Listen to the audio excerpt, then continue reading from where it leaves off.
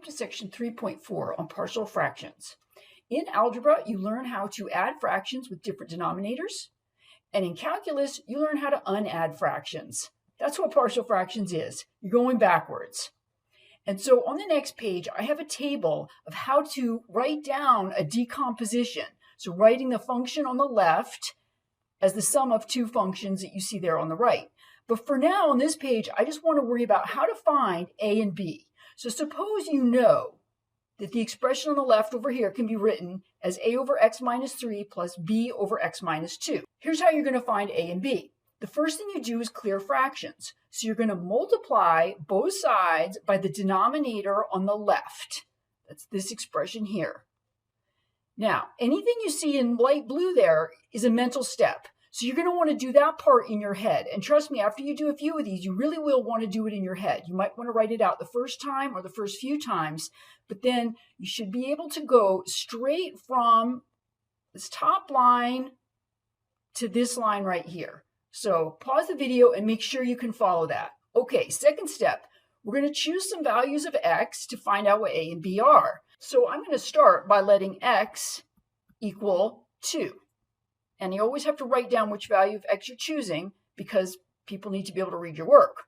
If x is 2, the left-hand side of the equation, this equation right here, is negative 3, and the right-hand side is a times 0 plus b times negative 1. So this implies, it's not one long string of equals, this equation, the single equation here, implies that b is 3. Okay, so now we know b. What other value of x could we choose? Well, how about x equal 3? That would be good. If x is 3, then on the left I get 2, and on the right I get a times 1 plus b times 0. So now I know that a is 2.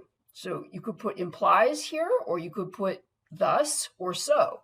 Thus, 5x minus 13 over x minus 3x minus 2 is 2 over x minus 3 plus 3 over x minus 2. And there's your partial fraction decomposition. Okay, pause the video and you try one. Okay, hopefully you did that. I'm going to skip the mental steps. I'm going to go right to clearing fractions. So on the left, I'll get 2x. And on the right, I'll get a times x minus 2 plus b times x plus 3. And now for my values of x, I'd start maybe with x equal 2. And then on the left, I'll get 4. And on the right, I'll get a times 0 plus 5b. Thus, or implies, b is 4/5. And then maybe I'll let x equal negative 3. And then on the left, I'll have negative 6. And on the right, I'll have negative 5a plus 0b. So a is 6/5. So this fraction here can be written as 6 over 5 over x plus 3 plus 4 over 5 over x minus 2. Now, I know those are complex fractions, but it's okay to leave the whole fraction in the numerator, 6/5 and 4/5, because the end game here is to integrate. And when we integrate, we're just going to take these constants and pull them out front of the integral sign anyway. So it's okay to leave your answer like that. Okay, here's a slightly harder one. Over here in light blue, you see I've written down the mental step. And when we follow through with that, on the left, we're going to get 2. And on the right, we'll get a times x squared plus 1 plus bx plus c times x minus 1. All right, and just leave it like that. And we're going to pick 3 values of x to find a, b, and c. I'm going to start with x equal 1. If x is 1, the left-hand side is 2, and the right-hand side is a times 2 plus 0. So a is 1. Now, with longer problems like this, if there are multiple coefficients, not just 2, sometimes what I like to do is take the equation, once I've cleared fractions, as I solve for each constant, I'll plug it in. So now the equation in the box looks like 2 equals x squared plus 1 plus bx plus c times x minus 1. Okay, now I'll let, say, x equals 0, all right? And then on the left, again, I get 2. And on the right, I'm going to get 1 minus c. So that tells me that c is negative 1. And so now my equation looks like this. 2 equals x squared plus 1 plus bx minus 1 times x minus 1. Now I only have one more constant to find, and that's b. So I'll let x equal literally any, you can choose any numbers. There's nothing super convenient, so I'm just going to choose a small number, maybe x equal 2. On the left, I still have 2. And on the right, I'm going to get 5. I'm looking over here now. I'm going to get 5 plus 2b minus 1. So b equals negative 1. All right, so my partial fraction decomposition, I put those in down here, and it looks like that. Okay, so how am I coming up with things like this? A over x minus 1, bx plus c over x squared plus 1. Here are the rules. Step 1, you need, well, this is actually step 0. The degree of the numerator has to be strictly less than the degree of the denominator. If it's not, you're going to have to use long division. Step 2, factor the denominator. Factor the denominator into products of linear factors, irreducible quadratics, or powers of linear and irreducible quadratics. And I have a hint there. Powers of x you want to think of as powers of x minus 0. That's a linear factor. Each linear factor, single linear factor, is going to get a fraction, and it's going to look like a constant over that factor. So, for example, x plus 2 over x minus 2x plus 1. Just ignore the numerator, don't care. The denominator tells me that I'm going to need 2 fractions, a constant over x minus 2, and another constant over x plus 1. All right, next one, again, ignore the numerator. The denominator tells me I need 2 fractions, one for the x, so I'll need a over x, and 1 for the x plus 1, so b over x plus 1. All right. Now, if you have irreducible quadratics in the denominator, on top of an irreducible quadratic, you will have a linear function. So, for example, here, again, ignore the numerator. Just look at the denominator. I've got the product of 2 polynomials. The first is linear. That will require 1 fraction, a over x minus 2. The second is irreducible quadratic. That means it doesn't factor. So that's going to require 1 fraction, x squared plus 16 in the denominator, and on top, instead of a constant like b, I'll need a bx plus c. So a quadratic will have a linear on top, a linear will have a constant on top. All right, what if you have powers of linear? So for example, x over x plus 1 cubed, that's going to require 3 fractions because this exponent is 3. I'm going to have constants on top, a over x plus 1. Then I'll have b over x plus 1 squared, c over x plus 1 cubed. If that 3 had been a 4, I would have 4 fractions, and I would have d over x plus 1 to the 4th. I would just keep going till I got to that exponent. All right, next one. Here I see I have a combo.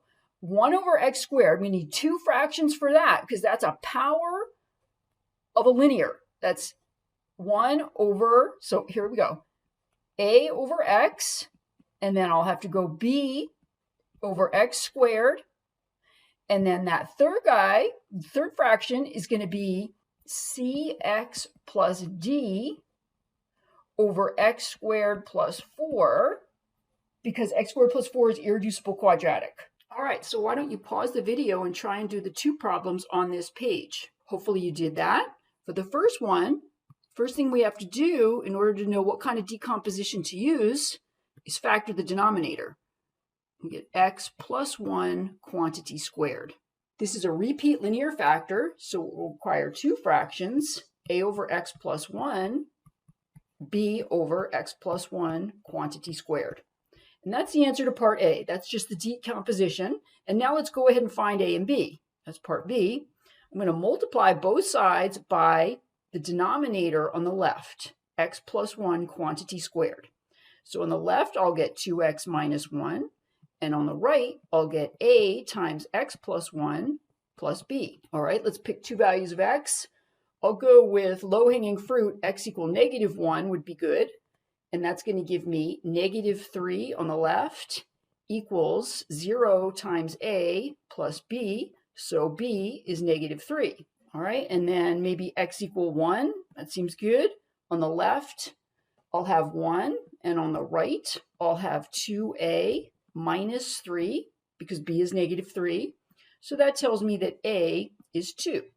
So my decomposition, if I go all the way and find a and b, I get a is 2. So 2 over x plus 1 minus 3 over x plus 1 quantity squared. Okay, and for part B, the denominator is already factored, and so this one's super quick. In order to find a partial fraction decomposition, we just look at the denominator, and we see that we're going to need three fractions. We've got a repeat linear, that's the 1 over x squared, so I'll have an a over x and a b over x squared. That takes care of the x squared part, and then I'll need a c over x minus 1. So that's the decomposition without solving for the constants.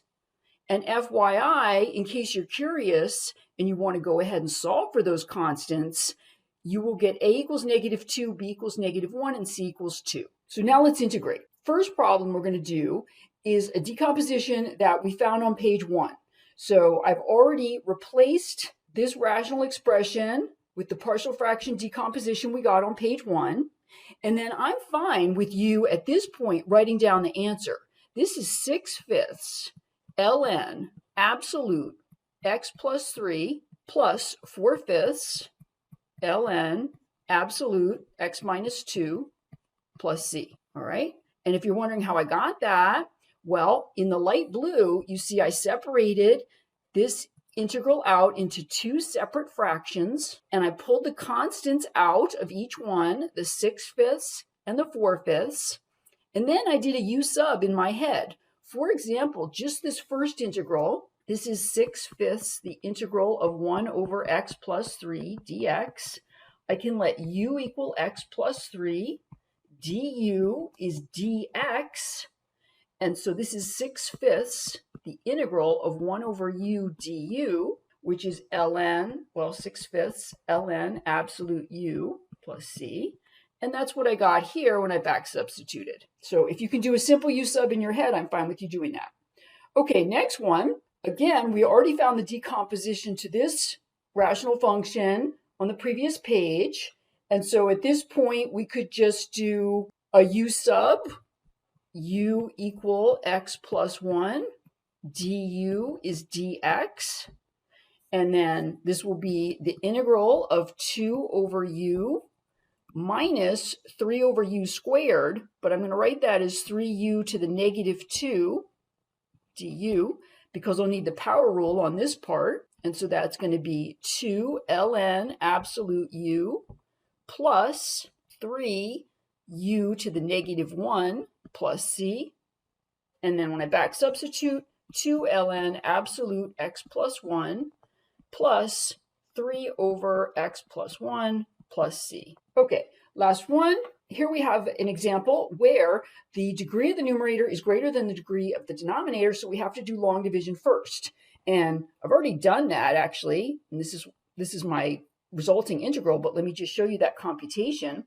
I want to take x squared minus x and divide it into 2x cubed minus 2x squared plus 1. X squared is going to go into 2x cubed 2x times. I get 2x cubed minus 2x squared, subtract 0, bring down the 1. 1 is my remainder. So when I do this division, I get 2x plus 1 over x times, well, 1 over x squared minus x. And what I did was I factored the x squared minus x so that I could do partial fractions.